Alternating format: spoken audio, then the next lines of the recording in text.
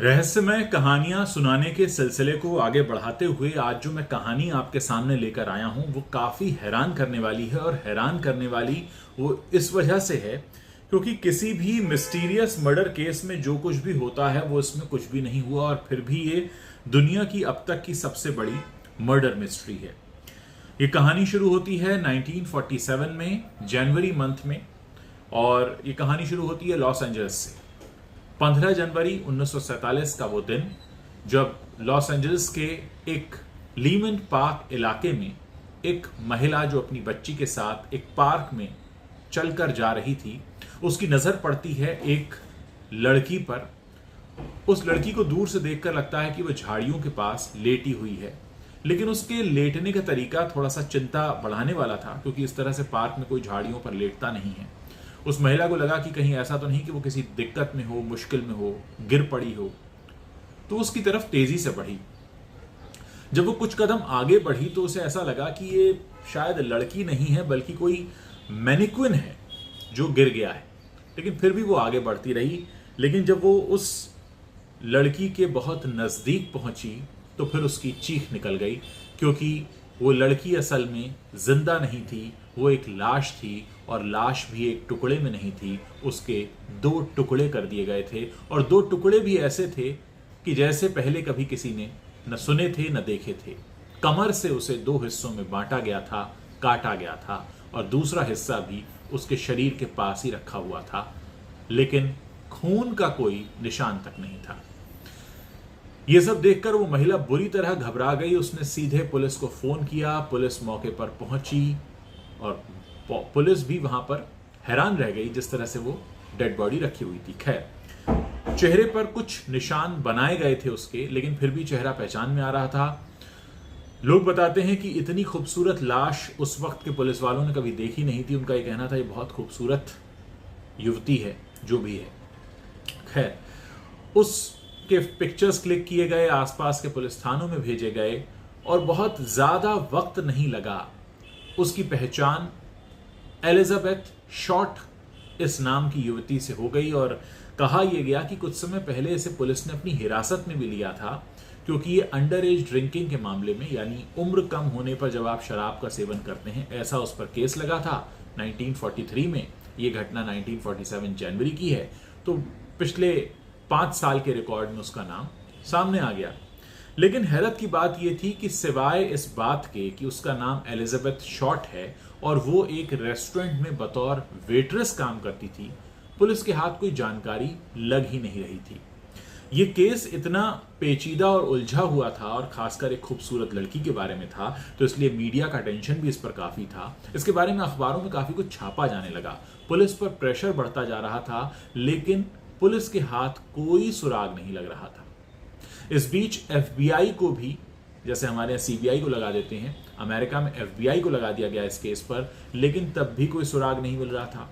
कुछ छोटी मोटी जानकारियां निकलकर सामने आ रही थी। जैसे उसके बारे में जानकारी ये निकलकर सामने आई कि ये बोस्टन में पैदा हुई थी 1924 में। उसकी डेट ऑफ बर्थ पता चली 29 जुलाई 1924 है, बोस्टन में पैदा हुई है। इसके पिता की भी संदिग्ध अवस्था में मृत्यु हो गई थी। इसके पिता से इसकी बनती नहीं थी क्योंकि ये एक्ट्रेस बनना चाहती थी, घर वाले नहीं चाहते थे वो ये सब करे, लेकिन वो इसी वजह से अपने घर से भागकर यहाँ लॉस एंजल्स में आ गई थी और यहाँ पर एक होटल में वेट्रेस का काम करने लगी थी। फिर कुछ उड़ती उड़ती खबरें इन लोगों ने ये भी बताई कि ये एस्कॉर्ट थी, कॉल गर्ल थी, इसके कई लोगों से अफेयर थे, लेकिन कहीं पे किसी बात की कोई पुष्टि नहीं हुई और कोई पुख्ता जानकारी निकलकर सामने नहीं आ रही थी कि आखिर इसकी कोई हत्या क्यों करेगा।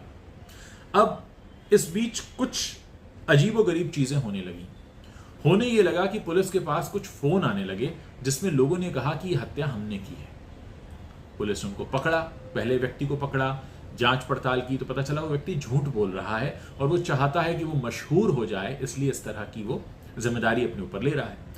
लेकिन ये एक व्यक्ति नहीं बल्कि एक एक करके करीब 60 लोग पुलिस के पास खुद पहुंचे चलकर कि हाँ हमने ये खून किया है, हमको गिरफ्तार कर लो। लेकिन पुलिस जब भी पूरी जांच करती तो पता यही चलता कि ये व्यक्ति झूठ बोल रहा है। अब ऐसा उस लड़की में क्या था?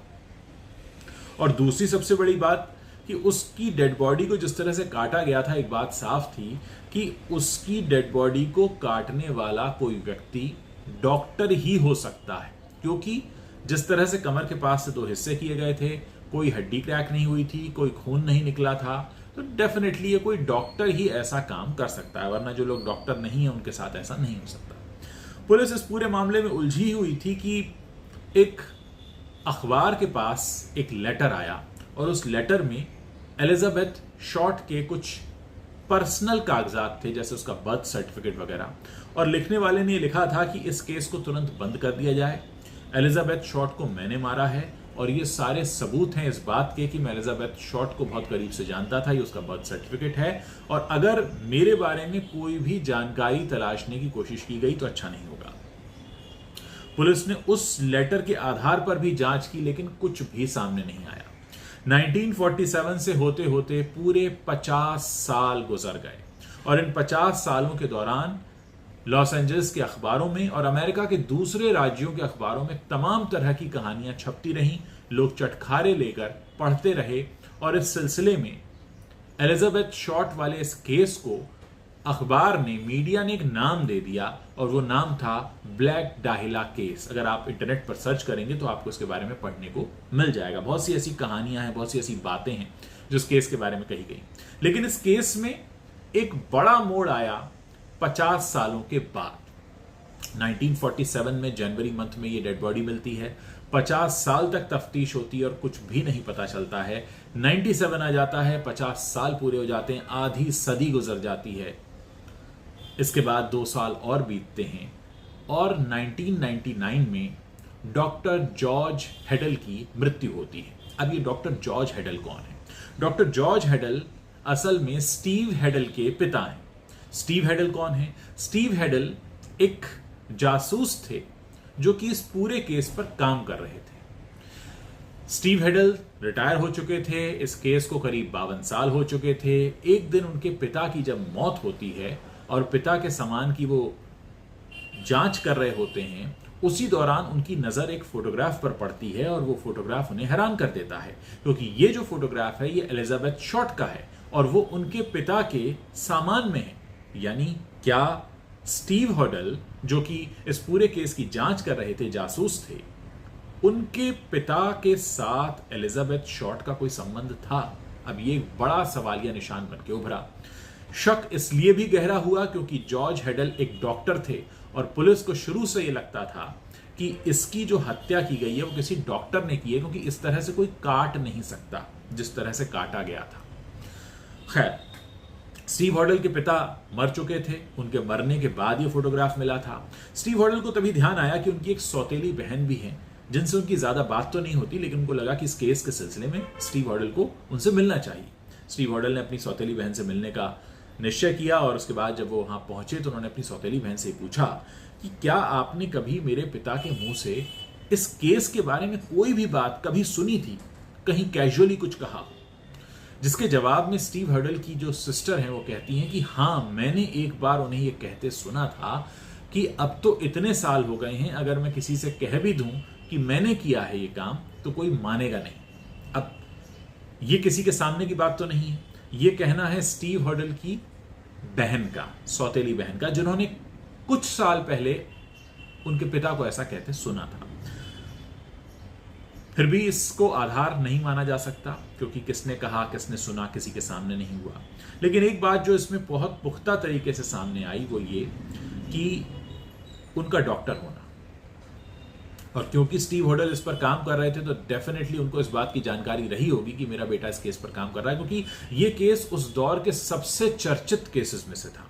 आप सोचिए कि किसी मर्डर मिस्ट्री में 50-52 साल तक पता न चले और लाश मिली हो एक शहर के पार्क में, तो ये अपने आप में एक बड़ी बात हो जाती है। खैर, आज इतने साल बीतने के बाद भी कोई नहीं जान पाया है कि क्या वाकई डॉक्टर जॉर्ज हेडल ने ही वो खून किया था, उनके एलिजाबेथ शॉर्ट से क्या संबंध थे।